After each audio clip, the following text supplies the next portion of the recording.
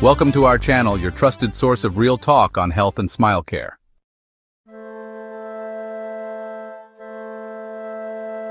So, let's talk about something I managed to avoid for half a decade. The dentist. Yes, for 5 whole years my teeth and I were on a break from professional medical intervention. It wasn't a conscious protest or anything that dramatic. I'm just a regular guy from around the way, living life, paying bills, and for a while there, completely ignoring the biannual postcard reminders from my local dental office. Life gets loud, you know? It gets busy. One missed appointment turns into 2, and before you know it, you're looking at the calendar on your phone doing some quick math and realizing, damn, has it really been 5 years? My name is Damon, and this is my confession. Let's get real about why I became a dental ghost. First up, the big one, fear. I've never been a fan of the dentist. It's a sensory nightmare. The high-pitched whine of the drill sounds like a tiny, angry robot trying to escape its prison. Then there's the money. Lord, the money. Dental insurance can feel like a scammy coupon book that only covers the things you don't really need. I was a freelancer for a couple of those years, navigating the gig economy. Every dollar was accounted for. Busyness was the excuse I told everyone, including myself. Being busy feels productive. It feels important. Admitting you're scared or broke feels like a failure. And underneath it all was procrastination. Each day I didn't call the dentist was a small victory for the part of my brain that craves ease. For the first couple of years, my mouth was pretty quiet about my neglect, but around year 3, things started to change. A little twinge of sensitivity when I drank ice water, a dull ache on the left side after chewing something too crunchy. By year 4, the whispers became more insistent. My breath was the next thing to betray me.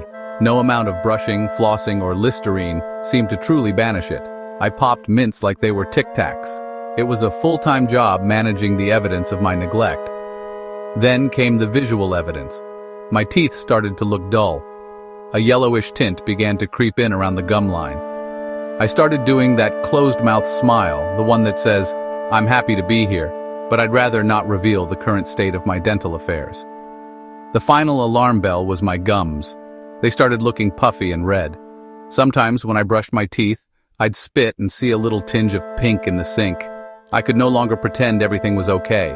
My body was keeping score and I was losing badly. The physical changes in my mouth started to leak into every other part of my life.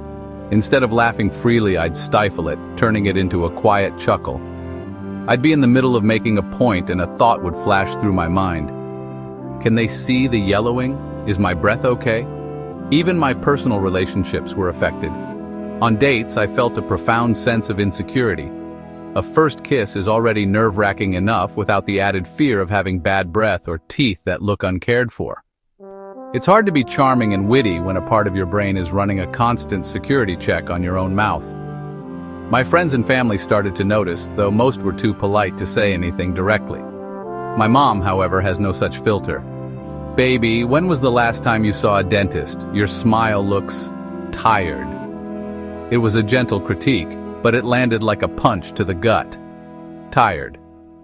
That was the perfect word for it.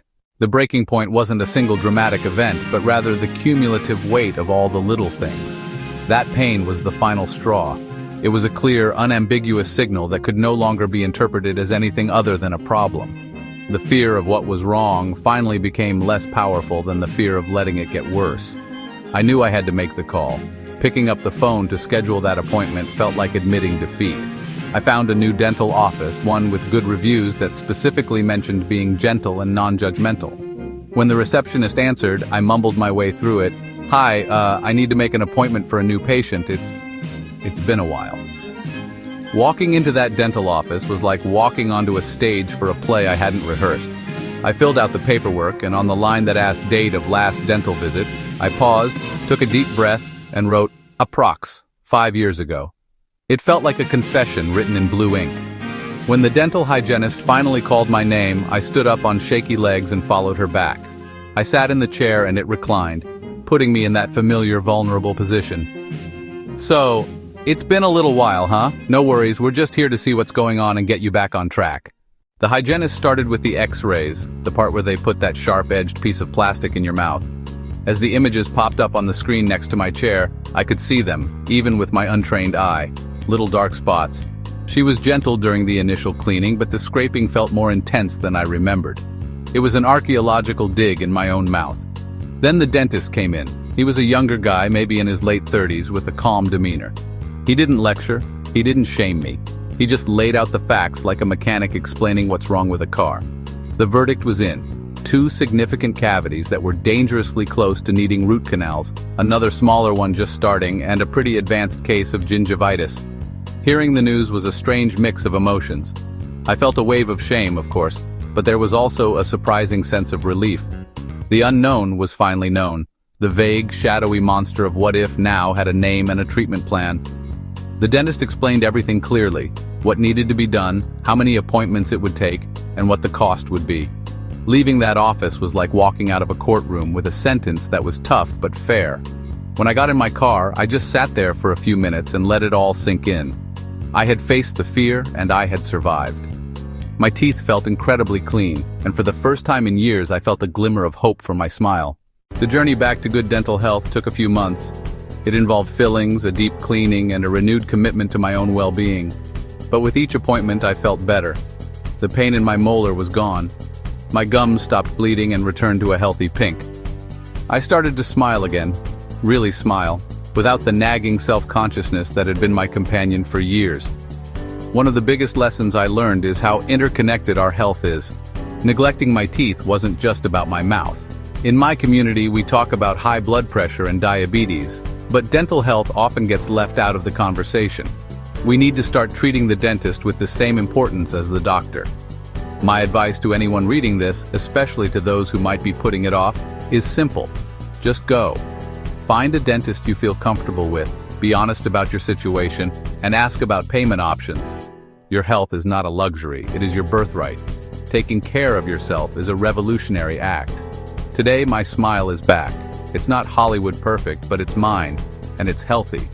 I floss every single day, and I no longer see my 6-month cleanings as a chore, but as an investment in myself.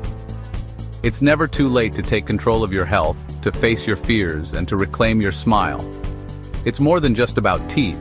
It's about showing up for yourself in every way you can. And that's a reason to smile, big and wide. Like this video, if you have learned something new, share it with someone who keeps skipping the dentist. And don't forget to subscribe for more eye-opening dental insights. Thanks for watching. See you at your next checkup.